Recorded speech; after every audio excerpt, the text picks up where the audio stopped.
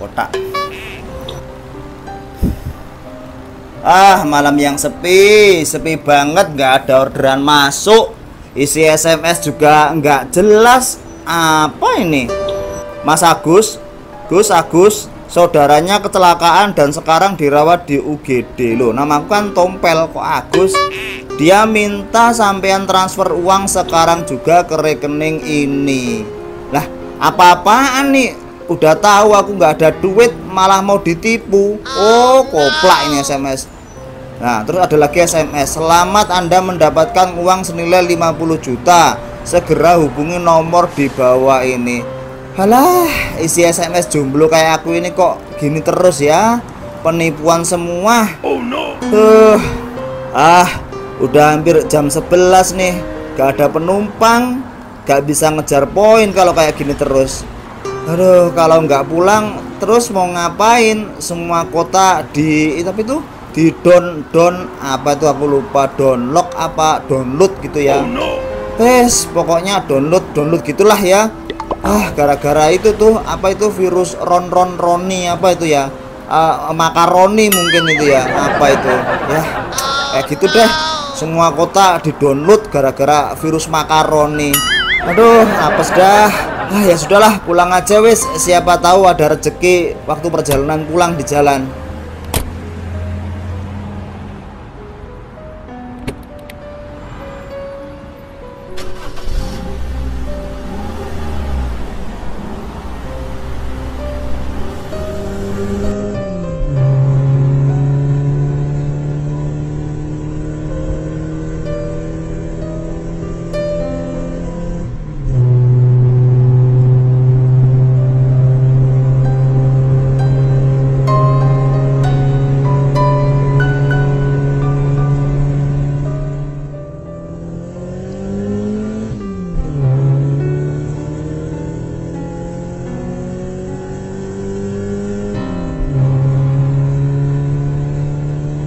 Satu tambah satu sama dengan dua. Podo rawani metu mergo corona.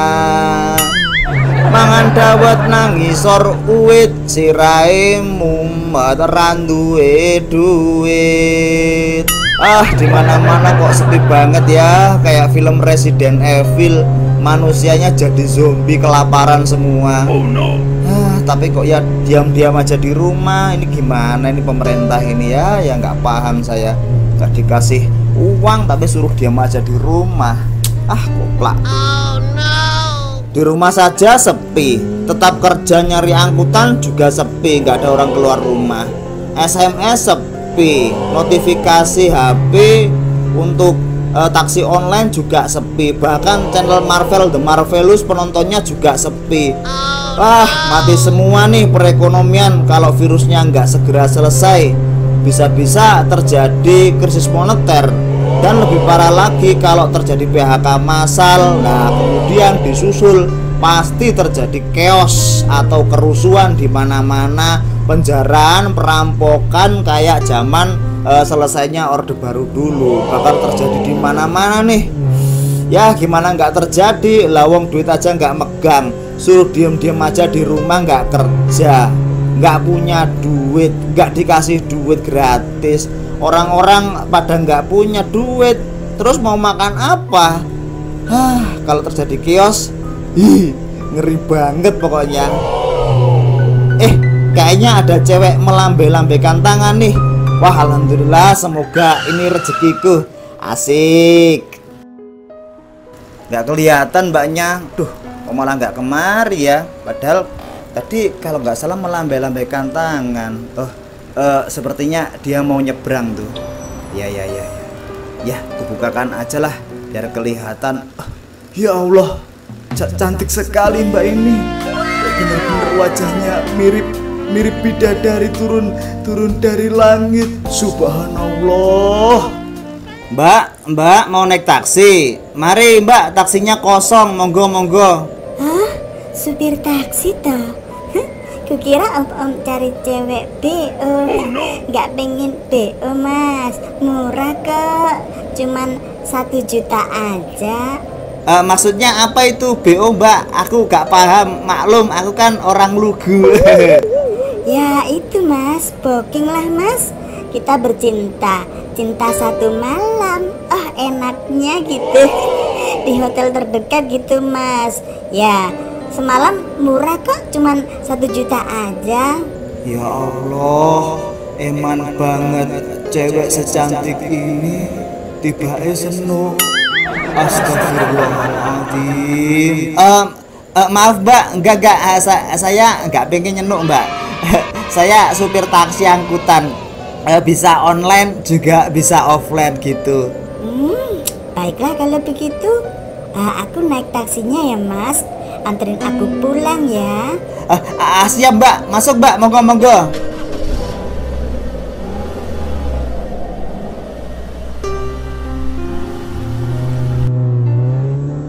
Emangnya bener Masnya nggak mau kalau misalkan ku gratiskan gimana? Mau nggak? Ayo dong Mas, godain aku dong Mas. Ya Allah, kenapa berat sekali cobaan sebagai orang yang beriman seperti diriku ini ya Allah. Ya Allah, tapi imanku masih tetap kuat kok, walaupun imronku nggak kuat. Ada yang berontak dalam sempak nih. Kamu harus tobat Tompel. Sudah saatnya. Kamu itu sudah bukan remaja lagi. Kamu sudah dewasa. Dan aku tidak selalu bisa menolongmu kapan dan dimanapun itu ketika kamu menghadapi permasalahan atau bahaya atas tindakan mesum yang sering kamu lakukan. Ya, kamu harus berusaha. Aku yakin kamu bisa menjadi orang yang lebih baik. Enggak Mbak, terima kasih. Enggak mau saya. Wah, Masnya ini bener-bener orang alim deh. Saya suka. Iya Mbak, makasih Mbak. Oh iya, ngomong-ngomong turun di mana nih? Masih jauh kah? Kira-kira masih 20 km lagi Mas. Aku bobo dulu sebentar ya. Oh iya Mbak, selamat tidur Mbak. Aduh, wah Mbaknya capek banget. Pasti kasihan dia. Wah, ya Allah, mulus banget. Benar-benar Kentucky Fried Chicken ini. Aduh, astagfirullahaladzim, tobat. Gak boleh lihat. Aduh, gimana sih kok otakku kayak gini terus, ngeres terus ini. Aduh, harus bisa bertahan.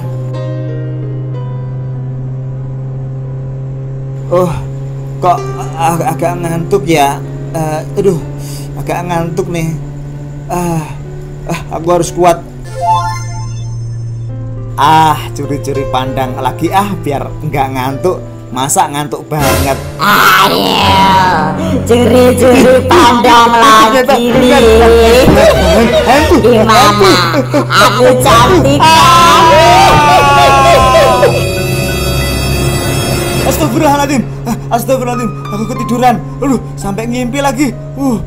Ya Allah, untung saja nggak terjadi apa-apa. Wah, Mbaknya tertidur pulas. Untung cuma mimpi.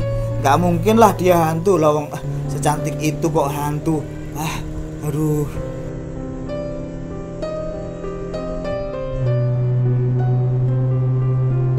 Mas, udah turun sini aja. Oh iya Mbak. Loh, kok hilang? Waduh, Mbaknya hilang. Wah, pasti nipu ini. Lari pasti ini. Nggak boleh kabur nih. Wah, gimana ya? Aduh, sial banget, cepat sekali gerakannya. Aduh, udah penumpang kosong, malah yang numpang malah mbak-mbak cantik penipu. Sontoloyo banget ini. Awas ya kalau sampai ketemu lagi.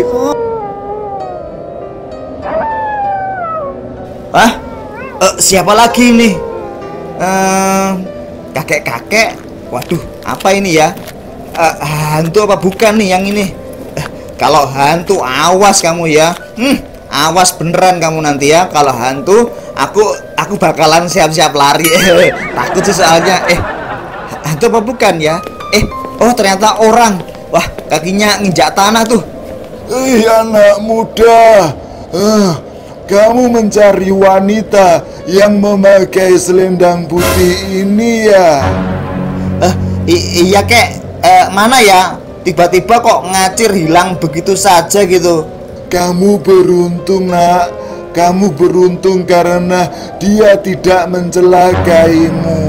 Loh, maksudnya gimana kek? Aku nggak paham. Ya, sosok jin wanita itu, dia selalu menyerupai wajah cucuku yang sudah meninggal 5 tahun yang lalu. Dia adalah khodam atau jin pembantu, disebut juga oleh orang Jawa sebagai jin perewangan. Dan jin itu berada dalam jimat berbentuk selendang ini nak.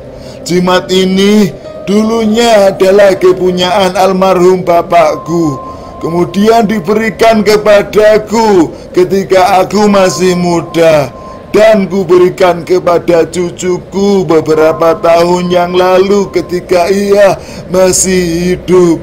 Dan tak kusangka justru malah dia membawa kesialan bagi cucuku.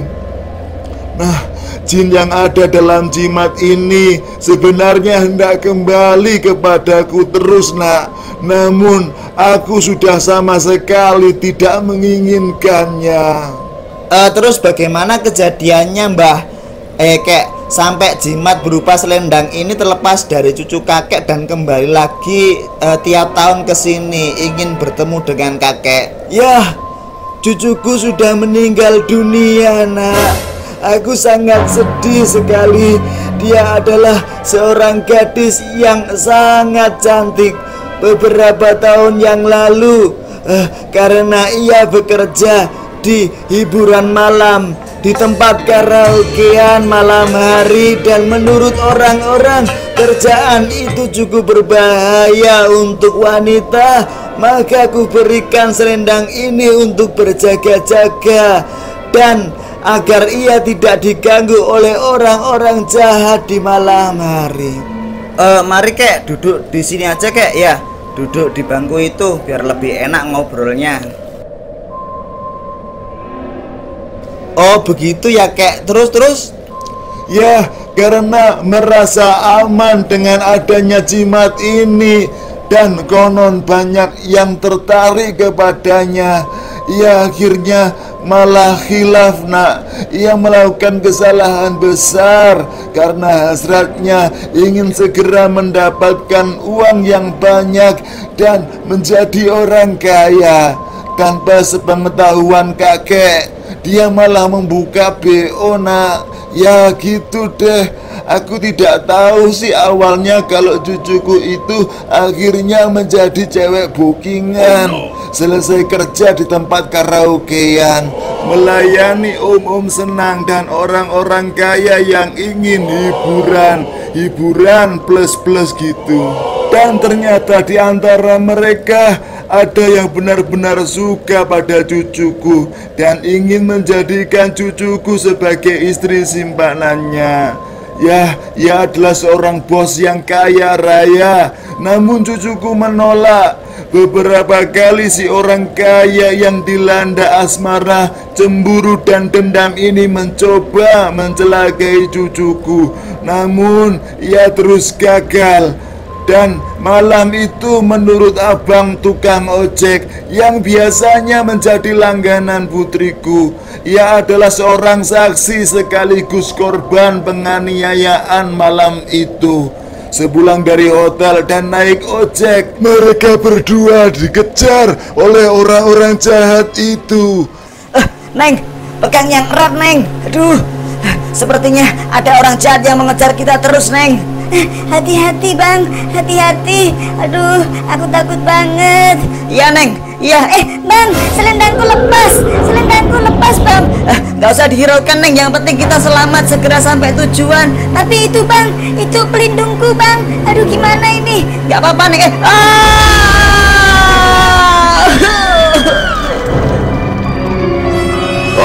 Malam ini aku tidak akan gagal lagi. Aku akan menghabisi nyawamu, nona cantik, dan akan kupersembahkan kematianmu kepada bosku. Oke kawan-kawan, siap semuanya? Kita bunuh dia di tempat ini malam hari ini juga. Gak ada masalah, Oke bosku. Mereka memang ditugaskan untuk menghabisi nyawa cucuku. Dan malam itu juga setelah diperkaos dan dibunuh, mayat cucuku kemudian dilempar di dasar sungai dekat jembatan. Ya, seperti itulah ceritanya nak. Sedih banget rasanya hati kakek. Dan memang memiliki khodam atau perewangan itu justru malah semakin membuat kita sombong dan lupa dengan dunia. Setiap tahun aku berusaha membuang dan membakar jimat ini, namun tahun berikutnya ia selalu kembali kepadaku. Di usiaku yang sudah renta ini, aku tak mau suatu saat nanti jika ajal sudah menjemputku, aku malah tersiksa karena masih menyimpan jimat laknat ini. Aku tahu aku salah memilikinya dan aku sudah bertaubat sejak saat itu nak. Jimat ini selalu membuat perih, luka lama di hati terbuka kembali. Aku hanya ingin hidup tenang nak dan fokus beribadah di usiaku yang sudah renta ini. Maafkan aku karena sudah merepotkanmu nak. Oh iya, berapa tarifnya biar langsung ku ganti? Oh, gak usah kek, gak usah. Aku kasihan sama kakek. Jangan nak, jangan. Aku ingin fokus beribadah dan tidak terganggu lagi dengan urusan duniawi lagi nak. Apalagi ini musim corona. Kasihan kamu nak yang sudah mau mengantarkan selendang ini kepadaku dan bersusah payah karena aku yakin di hari-hari seperti ini kamu bakalan jarang dapat penumpang. Ya udahlah kek, totalnya 200.000. Mohon maaf ya kek. Nggak apa-apa nak. Ini uangnya 200.000. Tolong diterima. Terima kasih ya kek, terima kasih. Ya, sama-sama nak. Sama-sama. Semoga apa yang terjadi hari ini bisa kita ambil hikmahnya, bahwasanya khotam atau jin pembantu itu sebenarnya tidak membawa kepada keberkahan sama sekali.